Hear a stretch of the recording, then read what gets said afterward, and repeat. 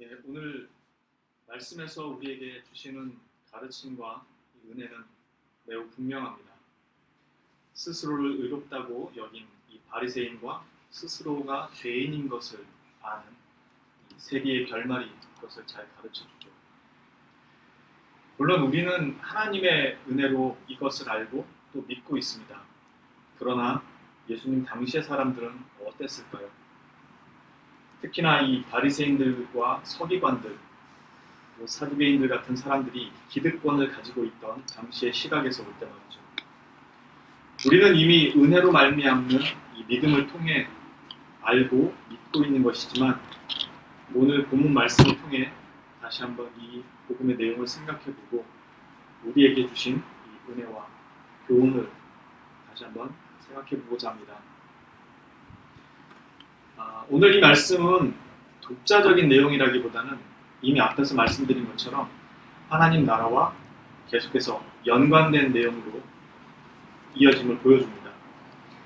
9절 말씀에 보듯이 또 자기를 의롭다고 믿고 다른 사람을 멸시하는 자들에게 이 비유로 말씀하시되 이렇게 말씀하는데요. 이야기가 앞에서 계속 이어지고 있음을 알 수가 있죠. 보듯이. 그런데 대화의 대상은 바뀝니다. 앞에는 제자들에게 하신 말씀이었는데 여기는 자기를 의롭다고 믿고 다른 사람을 멸시하는 자들에게 하시는 비유입니다. 즉 바리새인에게 하시는 말씀이라는 것이죠.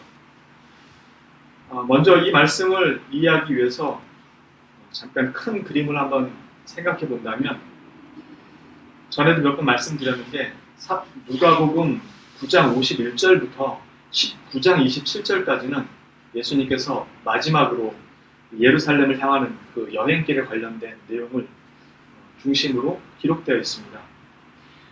여기에는 단지 여행기만 기록된 것이 아니에요. 이 여행기의 가장 중요한 주제가 바로 하나님 나라에 관한 것입니다. 특히 이 후반부에 오면 예수님께서 이제 십자가에서 죽으시고 부활 승천하신 후에 제자들이 감당하게 될 이 상황에 대해서 그들이 어떻게 대처해 나가야 하는가 하는 것들을 위한 중요한 가르침들을 주고 계신 부분들로 구성이 되어 있습니다. 그 내용이 하나님 나라에 관한 이 하나님 나라의 도래와 그 하나님 나라를 가져오신 분에 관한 내용으로 구성이 되었다는 거죠. 물론 어느 부분 하나 이 복음서에서 이와 관련되지 않은 부분이 없지만 특히 잃어버린 양 이후의 내용들은 하나님 나라의 성격과 통치, 그리고 그 나라의 백성에 대해서 가르쳐주고 있습니다. 오늘 말씀도 그와 관련된 이야기로 구성되어 있다는 점입니다. 바리새인은 외면적으로 율법을 준수했습니다. 오히려 11조와 금식을 율법이 요구하는 것보다 더 많이 실천했어요. 심지어 그가 말하기를 나는 토색한 자, 불의한 자, 간음하는 자들과 같지 않다고 그리고 자신이 바로 저 멀리에 서서 기도하고 있는 세리와도 같지 않음에 대해서 감사하다고 기도합니다. 그러나 사실 그의 이 의는 외식일 뿐입니다. 이 기도는 그의 숨겨져 있는 외식을 잘 드러내주고 있습니다. 그는 기도를 통해 자신의 내면에 있는 그 부정한 모습을 스스로 드러내고 있습니다. 분명히 그는 죄를 행하지 않았어요. 그러나 그가 스스로 의롭다고 생각하는 그 의는 자기 증명 외에는 아무런 의의 모습을 보여주지 못합니다. 오히려 남과 자신을 구별하고 다른 사람을 멸시하는 용도로 사용될 뿐이죠. 이 바리새인, 우리가 잘 아는 이 내용입니다. 이 바리새인은 그가 가지고 있는 의, 그가 가지고 있는 율법에 대한 이해가 이미 잘못되어 있기 때문에 그 스스로가 의롭다고 생각하고 있습니다. 율법의 본 의미를 모르고 자신들이 해석하고 있는 율법의 의미로 자신들을 맞추고 있기 때문에 자신들이 그 앞에서 의롭다고 생각하는 것이죠.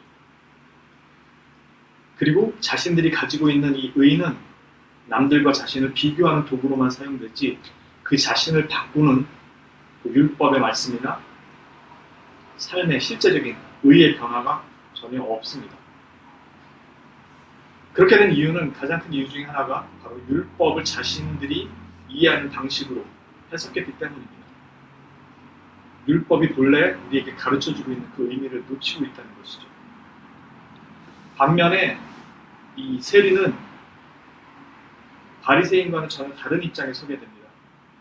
이 사람은 성경도 잘 모르고 하나님께서 말씀하신 그 율법의 다른 해석도 다 깨닫지 못합니다. 그런데 그는 자기가 하나님 앞에 죄인이라는 것만큼은 분명히 알고 있습니다. 즉 우리가 성경을 안다라고 했을 때 그 아는 것이 우리를 어디로 데려가느냐가 이렇게 확연히 달라지는 상황을 만들어내고 있다는 것이죠.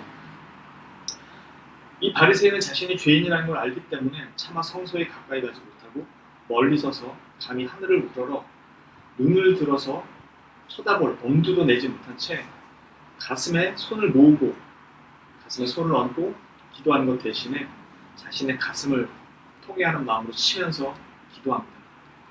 하나님이여 불쌍히 여기소서 나는 죄인으로서이다.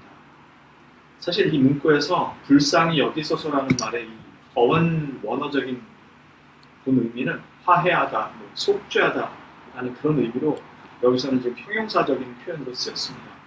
만일 이게 명사적인 의미로 쓰면 화목제물이라는 의미로 보통 사용이 됩니다. 그리고 나는 죄인입니다 라고 말하고 있는데 이 부분은 좀 더 죄인인 나에게 라고 하는 해석이 좀 더 이 원어적 표현에 가깝습니다. 그러니까 이 말을 좀 더 의역해서 표현하자면 하나님이여 죄인인 나에게 속죄를 베풀어 주소서 또는 하나님이여 죄인인 나를 속해 주소서라는 의미에 가깝습니다.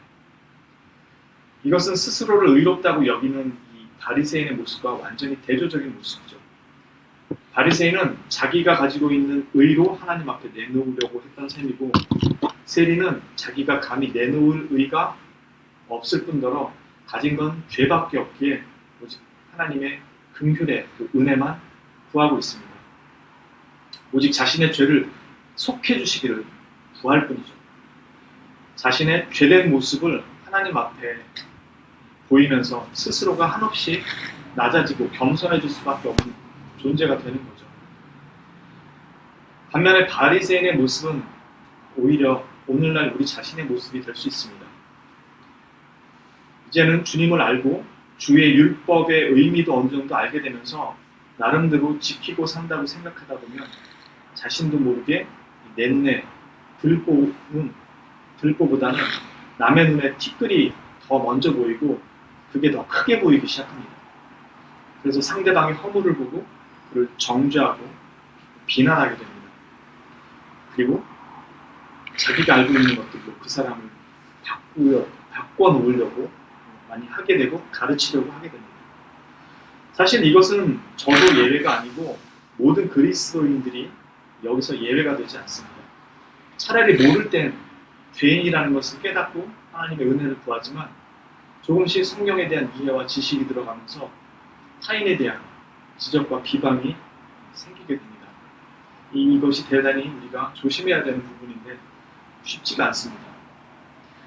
우리는 주의 말씀을 통해서 주님을 알아가고 즉 주의 말씀을 통해서 그걸 공부하고 배우면서 주님을 알아가고 배워가는 것이기는 하지만 주님이 우리의 연구 대상은 아닙니다. 신앙의 대상인 거죠. 주님은 믿음의 대상인 거죠. 때문에 주의 말씀을 통해서 주님을 배우고 알아가는 자리에 서면 자신이 모르는 것이 이전보다 더 많다는 것을 알고 자신 역시도 오히려 더 이전보다 심각한 죄인이라는 사실을 날마다 깊이 인식해야 가는 것이 맞는 것이지 모르던 것을 아는 것으로 자신을 그렇게 이해하면서 타인을 비방하거나 그의 신앙을 정죄하는 것으로 가면 안 되죠. 물론 죄를 짓는 사람은 죄를 짓고 있는 사람은 이 세리처럼 그들의 자신의 죄에 대해서 심각하게 인식하고 통회할 줄 알고 부끄러워할 줄 알아야 하죠. 때문에 정죄와 비난을 피할 수 없는 것도 사실입니다. 그것은 그들이 지은 죄로 인한 것이기 때문에 그렇습니다. 그러나 그 비난과 정죄가 바리새인 같은 율법 준수자들의 특권은 아니라는 것입니다. 오직 그 판단과 심판은 주님만이 하실 일이죠.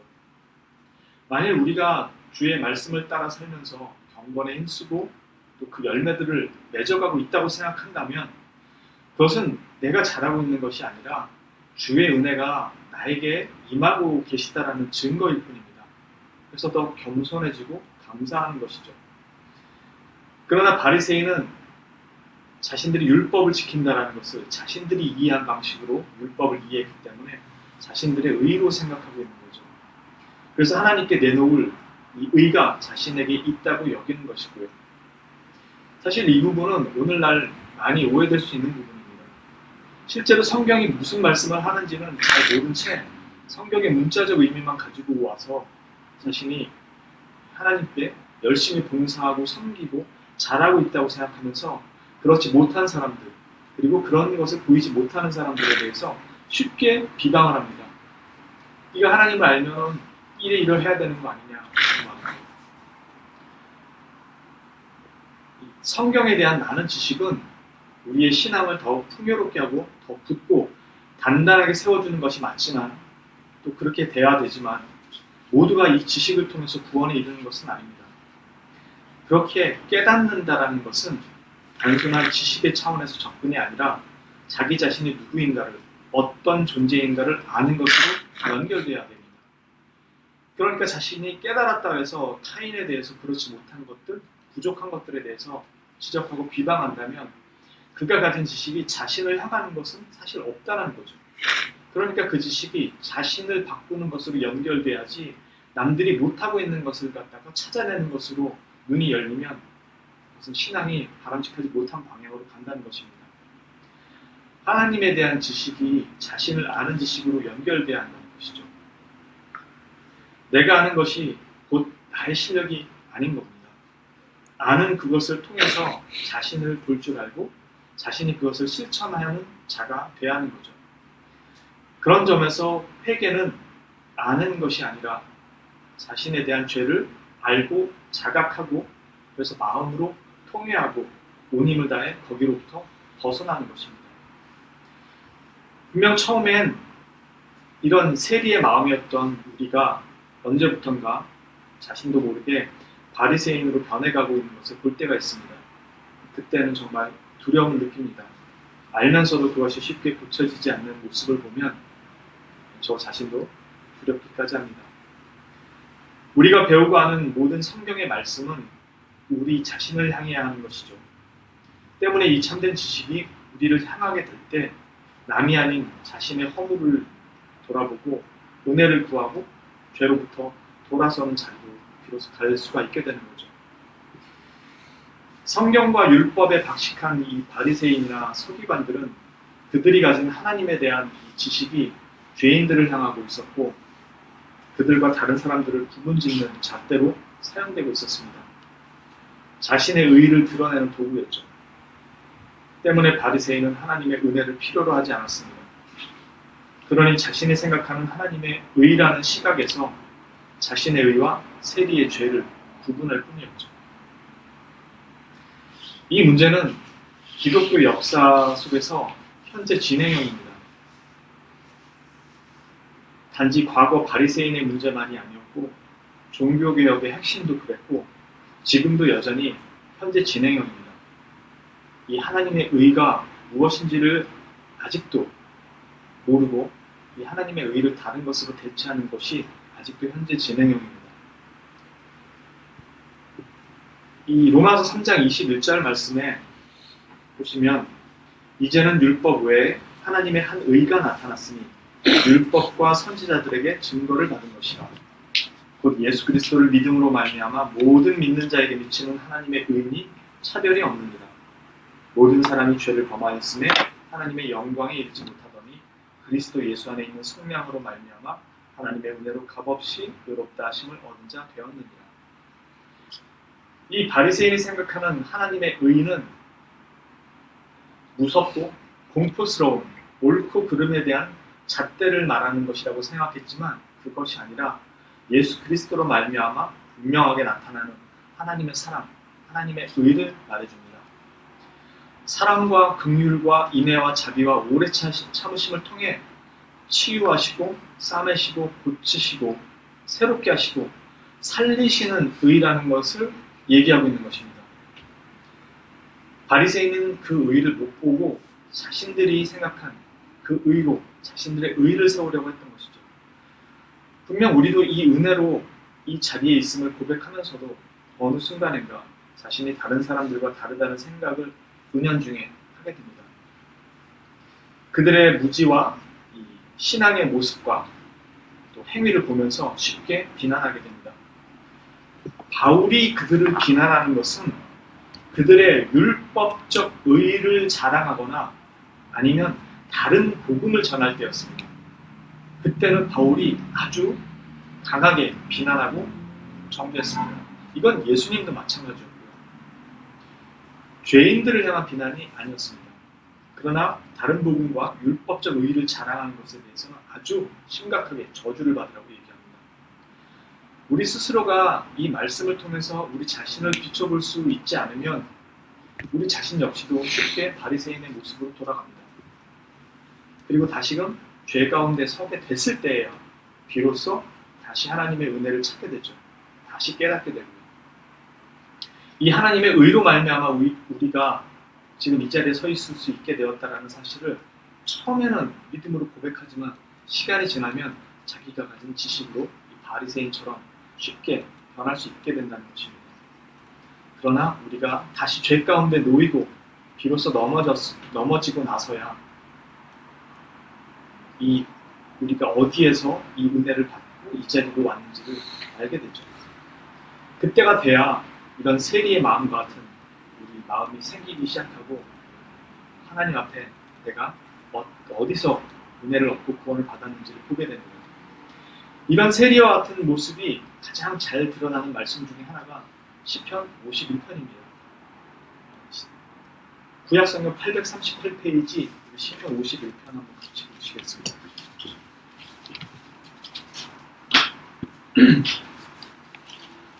구약성경 838페이지 시편 51편입니다.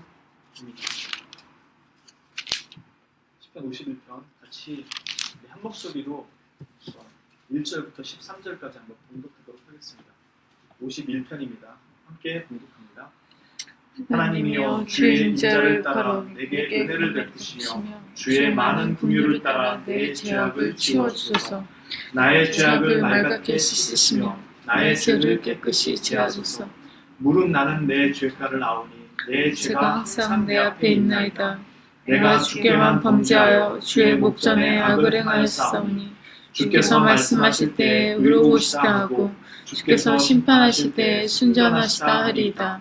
내가 죄악 중에서 충생하였으며 어머니가 죄 중에서 나를 잉태하였나이다. 보소서 주께서는 중심이 진실함을 원하시오니 내게 지혜를 은밀히 가르치시리이다. 우슬초로 나를 정결하게 하소서. 내가 정하리이다. 나의 죄를 씻어주소서. 내가 눈보다 희리이다. 내게 즐겁고 기쁜 소리를 들려주시사 주께서 꺾으신 뼈들도 즐거워하게 하소서. 주의 얼굴을 내 죄에서 돌이키시고 내 모든 죄악을 지워주소서. 하나님이여 내 속에 정한 마음을 창조하시고 내 안에 정직한 영을 새롭게 하소서. 나를 주 앞에서 쫓아내지 마시며 주의 성령을 내게서 거두지 마소서. 주의 구원의 즐거움을 내게 회복시켜 주시고 자원하는 심령을 주사 나를 붙드소서. 그리하면 내가 범죄자에게 주의 도를 가르치리니 죄인들이 주께 돌아오리이다.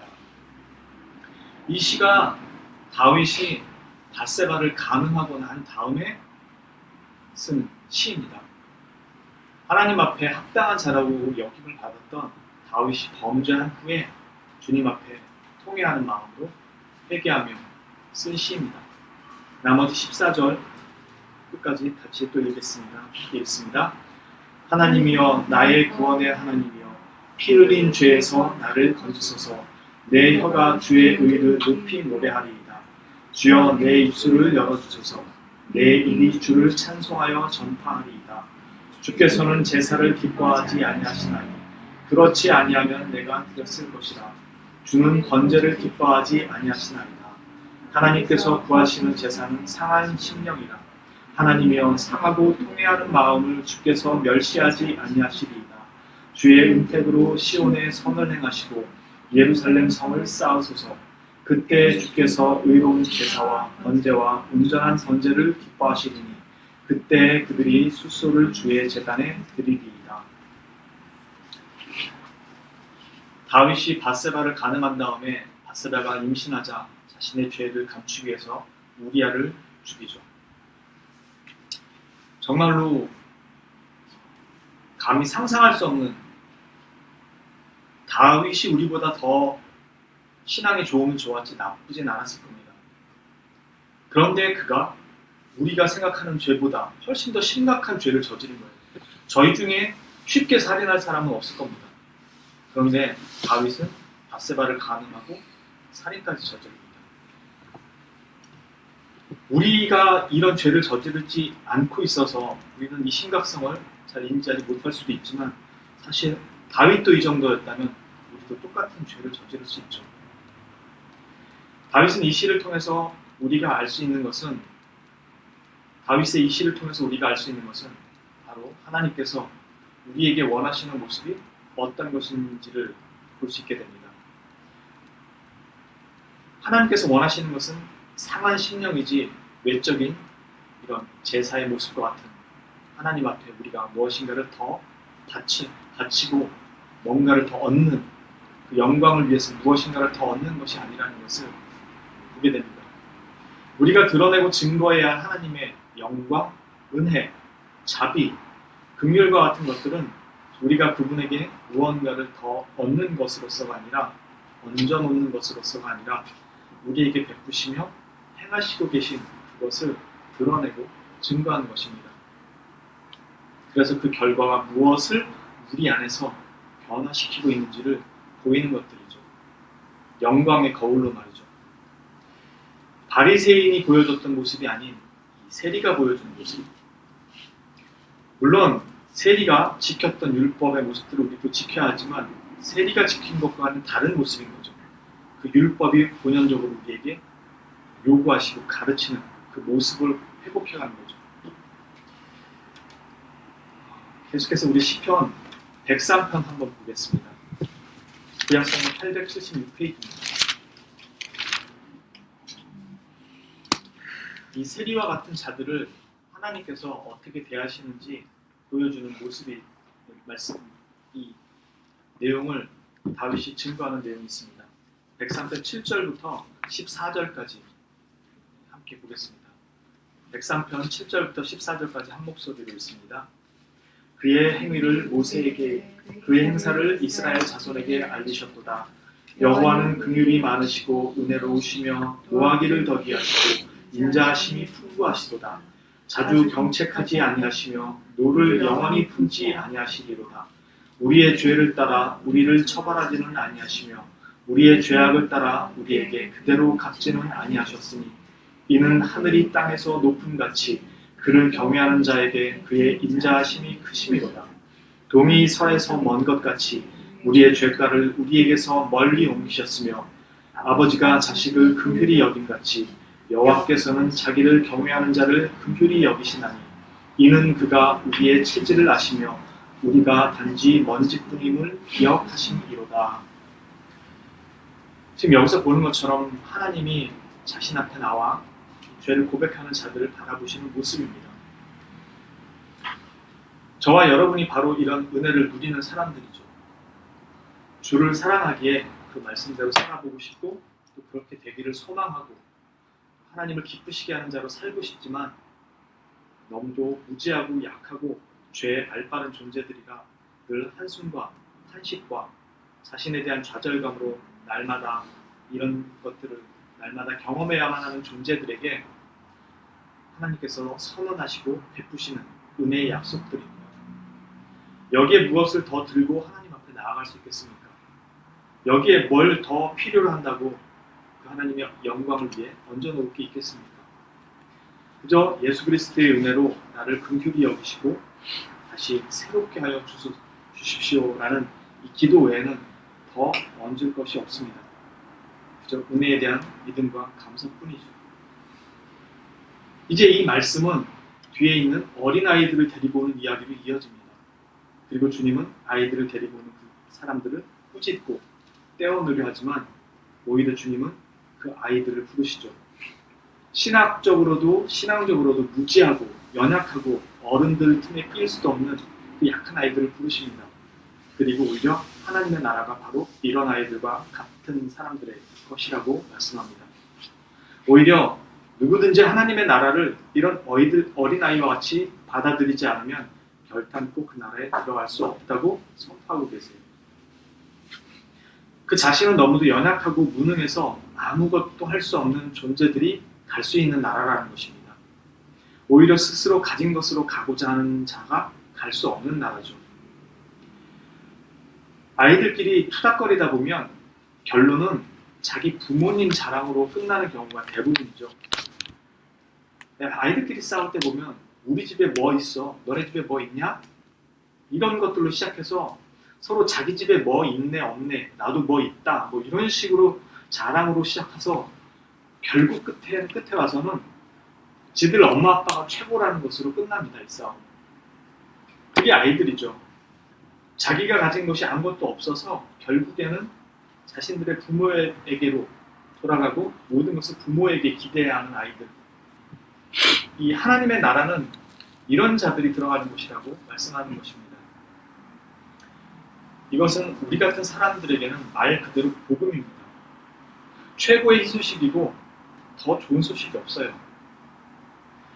만일 정부에서 좋은 위치에 많은 돈을 들여서 좋은 위치에 좋은 환경에 좋은 인프라를 구축하고 넓은 평형의 아파트를 짓고 아주 작은 금액의 보증금과 월세만 내고 와서 입주해서 죽을 때까지 네가 원하는 시간만큼 살아라 라고 만약에 한다면 아마 들어가지 않으려고 하는 사람들은 거의 없을 거예요. 물론 정말 돈이 많아서 여유가 있는 분들은 자기 집을 따로 장만하고 어떻게 사실지 모르지만 대부분의 많은 사람들은 그런 정책을 환영하고 대우 반길 겁니다. 이 땅의 나라, 이 땅의 집도 아닌 하나님 나라의 백성이 되는 것은 다른 조건을 하나님께서 걸지 않으셨어요. 우리가 가진 것이 아무것도 없다라는 것을 너무도 잘 아는 분이 거저주시는 나라입니다. 그 아들의 피로 대신해서 보증금과 세를 다 치르셨다는 거예요. 살다가 이 조건 저 조건 따져보고 너는 안 맞으면 집 빼라라고 하시지 않는다는 겁니다. 그것도 50년, 20년이 아니고 영원토록 그 나라에서 살라는 것입니다. 예수 그리스도께서 다 영원한 값을 지불하셨다는 거죠. 그게 하나님의 의라고 말씀하는 것입니다. 바리새인은 그걸 거부하고 자기 의로 그 조건을 채우려고 한 것이죠. 그러다 보니 자기와 다른 사람들에 대해서 비난을 하게 되는 것이고